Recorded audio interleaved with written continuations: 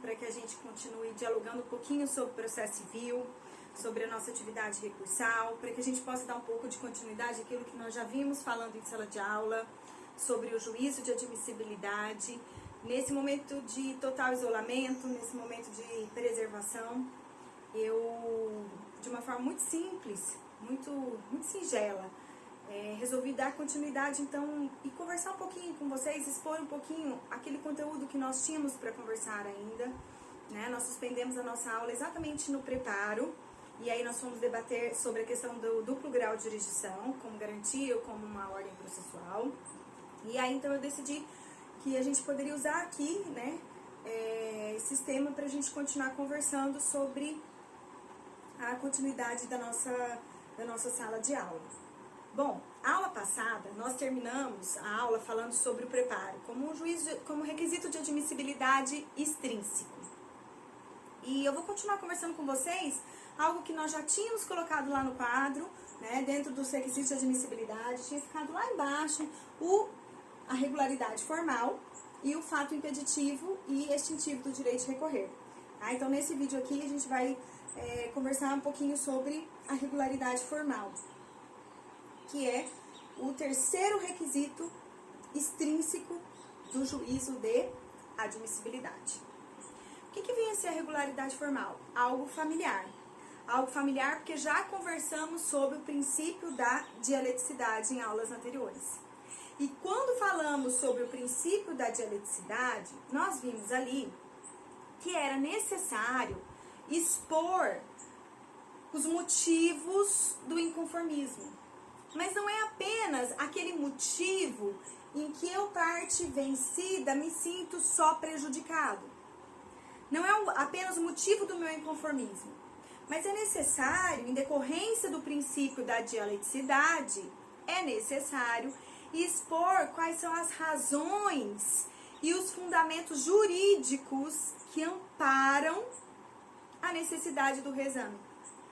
É necessário expor também quais são os motivos, qual é o arcabouço jurídico da doutrina, da jurisprudência, das decisões que são proferidas, né, que vem embasar, que vem fortalecer esse meu recurso.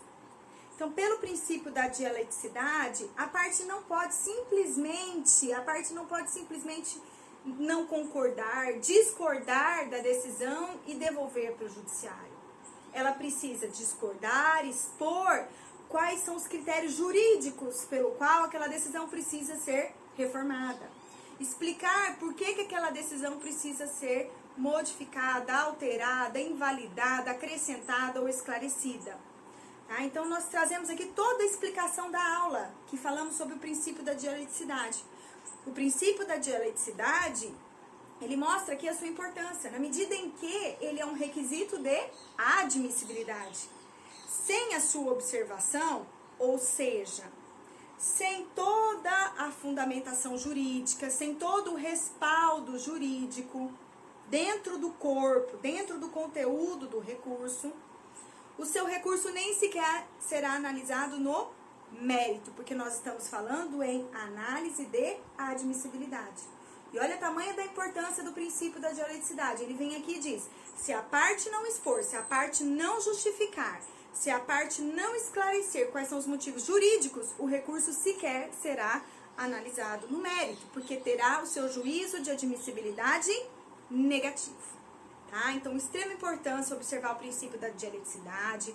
Em aulas nós já conversávamos, recorrer não é uma tarefa fácil, não é tão simples, por isso é necessário que a parte traga doutrina, jurisprudência, decisões, STF, STJ na medida do possível, se temos decisão das nossas cortes superiores, a decisão do próprio tribunal, a decisão proferida em processos anteriores por aquele mesmo julgador, certo? Então, é necessário trazer todo esse corpo, esse conjunto de decisões que vem fortalecer, que vem ancorar, que vem amparar as nossas justificativas para pedir o reexame e pedir a mudança da decisão judicial, certo? Então, o princípio da dialeticidade tem que ser observado como um requisito de admissibilidade, porque está inserido na regularidade formal, que é um requisito extrínseco de admissibilidade.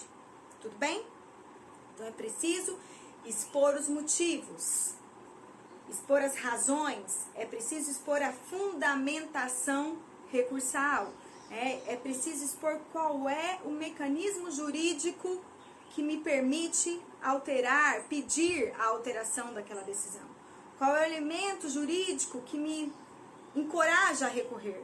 Por que eu estou recorrendo? Porque existe respaldo jurídico e não apenas o inconformismo da parte e não apenas a parte que está indignada, que está incomodada porque teve uma decisão que ela entende que lhe é prejudicial.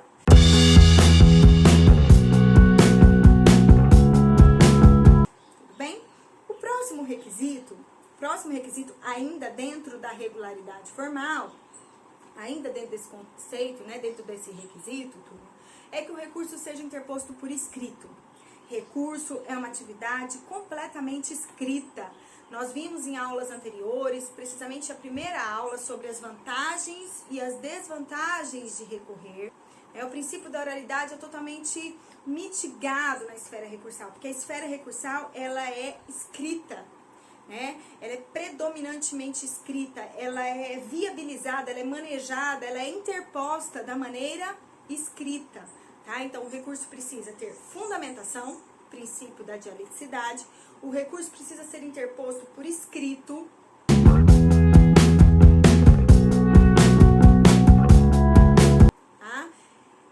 e, além disso, continuando aí dentro desse requisito, o recurso precisa ser interposto por meio de um advogado.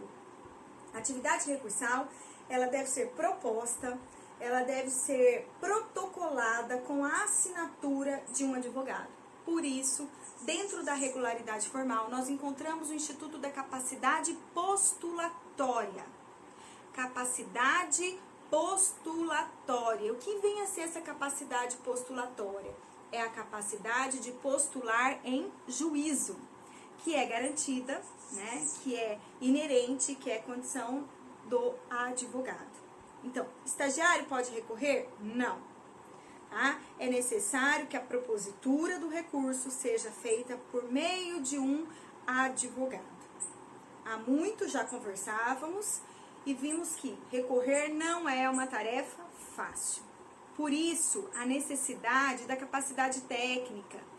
Por isso, a necessidade da capacidade do profissional, que tem a técnica para fundamentar, a técnica para trazer todas as discussões jurídicas sobre o assunto, a técnica para pedir o reexame.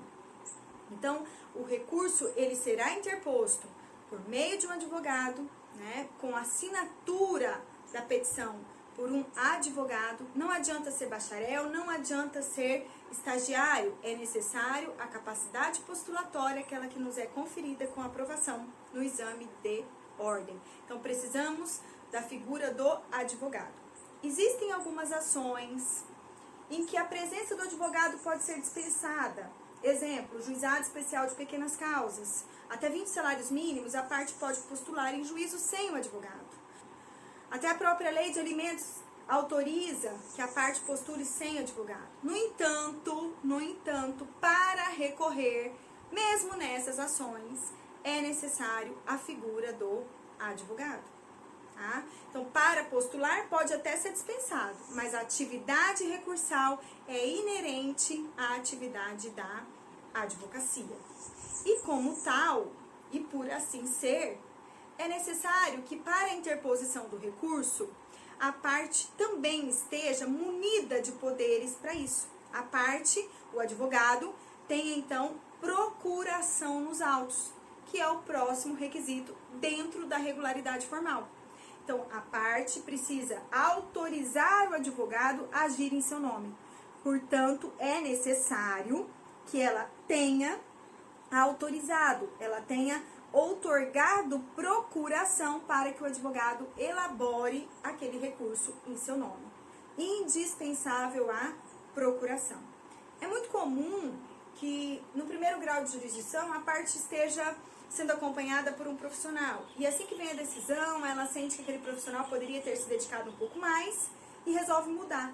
Se resolver mudar, obrigatoriamente esse profissional precisa juntar a procuração. Agora, se você já vem com um advogado, se esse advogado já tem procuração lá atrás para postular em juízo, recorrer, então ele já está autorizado desde o início da ação, desde a petição inicial, logo na propositura, ele já está autorizado, aquela procuração se estende para o recurso. Então, se porventura você troca de advogado ou não tinha advogado e agora vai recorrer, obrigatoriamente ele precisa de autorização. E essa autorização é confeccionada, ela é conferida por meio da procuração, ok? Então, nesse tópico, nós conversamos sobre o requisito de admissibilidade, né, extrínseco, externo, chamado regularidade formal, em que é necessário a junção concomitante de 4 elementos, quais sejam a aplicação do princípio da dialeticidade, a presença do advogado, formulando e elaborando esse recurso de maneira escrita e com capacidade postulatória.